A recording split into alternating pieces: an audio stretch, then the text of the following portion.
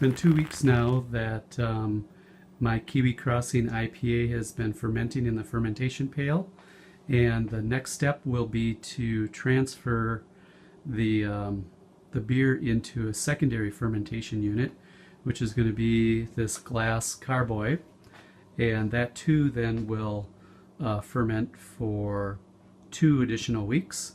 But the first step that I have to do is to sterilize everything, and then I'll begin to siphon the beer into the glass carboy. Part of the process for brewing beer is to make sure that everything is sterilized very well, and so before I can transfer my beer from the primary fermentation pail to my secondary glass carboy, I need to spend time sterilizing. And so I'm using my siphon to draw off my sterilization solution from my sterilization pail into the glass carboy, and then I will clean that nicely before I transfer any beer into it. Special brush that I used to clean the carboy once I have my solution in to sterilize the inside. I just scrub the glass carboy inside. I'll clean the outside, but clean it nice thoroughly so I can transfer my beer into my secondary. Now the beer has fermented for 2 weeks, and this is the first reveal, and you can see it's going to be a fairly dark beer.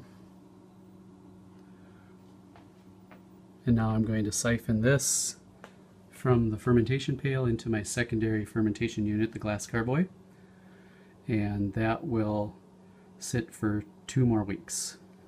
I begin the transfer, so now what I'm doing is I'm using my siphon pump, and I'm now transferring or drawing the beer from the primary fermentation pail, and it will then go into my secondary glass carboy. The transfer process is now complete. I siphoned beer from my primary fermentation unit into my secondary fermentation unit, and did so in an effort to try to keep a lot of the grains that you can see on the bottom of the pail from actually being drawn up into my siphon and into my fermentation, my secondary fermentation unit.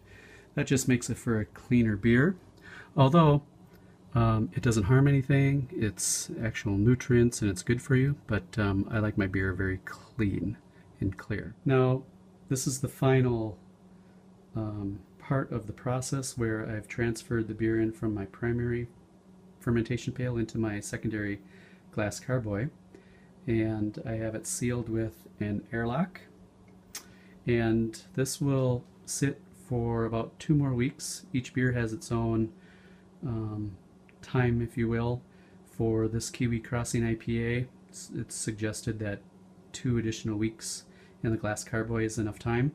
I'll put this in my furnace room where it's about 65 degrees, and it will sit there for 2 additional weeks. Before I did seal it and put the airlock on, I did draw a sample so I could do another hydrometer test or reading to see how much alcohol content was in the beer. You can see that the beer looks very, very dark. However, when you look at the sample that I drew, it's got a nice amber color. So that'll be really nice. And the percent, if you can see the percent, it is roughly 2%. My initial hydrometer reading when I first brewed it, it was 9%. So essentially you subtract those two, 9% from 2%, and that's going to give you your alcohol content. So right now as it stands, I've got about 7% alcohol content in this Kiwi Crossing IPA. That's it for now.